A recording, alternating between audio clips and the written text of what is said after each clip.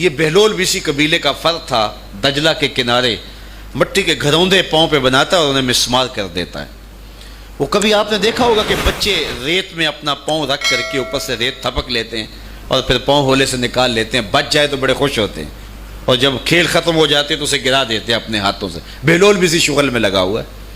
بہلول یہ کام کر رہا ہے، گروندے بناتا ہے گراتا ہے، گروندے بناتا ہے گراتا ہے۔ بادشاہ گزرا، پوچھا بہلول کیا کر رہے ہو؟ ہنس کے کہا جنت کے مکان بنا رہا ہوں۔ کہا بیچتے ہو؟ ہاں بیچتا ہوں۔ کتنے کا؟ 10 روپے کا، سیل لگائی ہوئی ہے۔ بادشاہ مسکرا کے گزر گیا، دیوانہ ہے، مجنوں ہے، اپنی موج میں لگا ہے۔ پیچھے سے ملکہ زبیدہ بھی آ رہی تھی، اس نے بھی دیکھا، کہا بہلول کیا کر رہے ہو؟ کہا جنت کے مکان بنا رہا ہوں۔ کہا بیچتے ہو؟ ہاں 10 روپے کا بیچتا ہوں۔ 10 روپے بادشاہوں کے لیے کیا ہوتے ہیں؟ 10 درہم نکالے، اس کو دیا، اس نے دریائے دجلہ میں پھینک دیا۔ فقیر اتنی دیر تک فقیر نہیں بنتا، داتا صاحب فرماتے جب تک مٹی کا ڈھیلا اور سونے کی ڈلی اس کی نظر میں برابر نہیں ہو جاتا۔ اور ایک مکان کے گرد، ایک وہ گھروندے کے گرد دائرہ لگایا، کہا یہ تیرا ہوا۔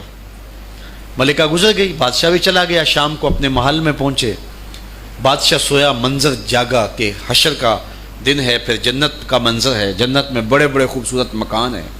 ایک مکان تو بڑا ہی اچھا لگا، تو جی چاہا کہ اس مکان کو دیکھوں۔ تو جب قریب گیا تو دروازے پہ لکھا تھا ملکہ زبیدہ۔ شوق سے آگے بڑھا تو دربان نے روک دیا، کہا یہ ملکہ کا ہے؟ کہا وہ میری ہی ملکہ ہے۔ کہا دنیا کے ضابطے اور ہیں، آخرت کے ضابطے اور ہیں۔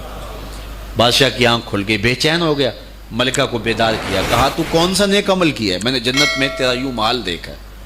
ملکہ کہنے لگی وہی معمول کی نمازیں، وہی سب کچھ، کوئی نیا کام تو میں نے کیا نہیں۔ ہاں یاد آیا، کل گزر رہی تھی، دجلہ کا کنارہ تھا، وہ جسے لوگ مجذوب کہتے ہیں، وہ جو دیوانہ کہلاتا ہے، وہ بہلول، وہ جنت کے محل کہتا تھا، وہ بنا رہا تھا۔ میں نے کہا چلو کوئی بات نہیں، فقیر ہے، 10 روپے کیا ہوتے ہیں؟ تو میں نے 10 روپے کا ایک محل خریدا تھا۔ بادشاہ سر پکڑ کے بیٹھ گیا، وہ تو مجھے بھی کہتا تھا۔ میں دیوانے کی بات سمجھ کے گزر گیا۔ اگلے دن بادشاہ قصدن گزرا۔ جب قصدن گزرا نا تو دل دھڑک رہا تھا کہ کہیں مجذوب پھر آج مل جائے اور اسی موج میں ہو تو کام بن جائے۔ دیکھا تو بہلول وہاں بیٹھا ہوا ہے، آگے بڑھ کے دیکھا تو کام بھی وہی۔ بادشاہ پھر رک گیا، پوچھا بہلول کیا کر رہے ہو؟ اب دل دھڑک رہا تھا کہ مجذوب ہے، کوئی اور بات کہہ دے تو چلو اچھا ہو کہ وہی جواب دے دے۔ اس نے وہی جواب دیا، جنت کے محل بنا رہا ہوں۔ بادشاہ کا کچھ دل ٹھہرا، پھر کہا اچھا بیچتے بھی ہو؟ ہاں ہاں بیچنے کے لیے بنا رہا ہوں۔ بادشاہ ادھر جیب میں ہاتھ ڈال رہا ہے اور ادھر پوچھ رہا ہے کتنے کا؟ کہا آدھی حکومت لگے گی۔ کہا کل تو 10 روپے کے بتا رہے تھے۔ کہا کل تم نے دیکھا نہیں تھا، آج سودا دیکھ کے لے رہے ہو۔ اللہ تعالیٰ ارشاد فرماتا ہے انما تنذر من اتبع الذکر وخشی الرحمن بالغیب، جو ان ڈٹھے سودے کرتے ہیں، جو بغیر دیکھ کے کرتے ہیں۔ اچھا چلو ایک خوشخبری میں آپ کو بھی سناؤں، اور وہ خوشخبری رسول اللہ کی زبان سے۔ حضور نے فرمایا طوبی لمن رآنی وآمن بی وطوبی 7 مرات من لم یرانی وآمن بی۔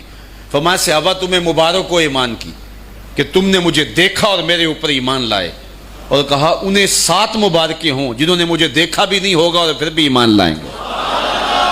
انما تنذر من اتبع الذکر وخشی الرحمن بالغیب فبشرہ بمغفرۃ واجر کریم۔ ان کو بشارت دے دیجئے بڑی عزت والے اجر کی اور خوشخبری بھی۔ تو جس اجر کو میرا رب بھی کریم کہہ رہا ہے وہ اجر کیسا ہوگا؟ تو یہاں تو لہجہ دم توڑتا ہے اور الفاظ ساتھ نہیں دیتے کہ اجر کریم کی کیا تعریف کریں جس اجر کو میرے رب نے بھی کریم کی صفت سے موصوف کر دیا۔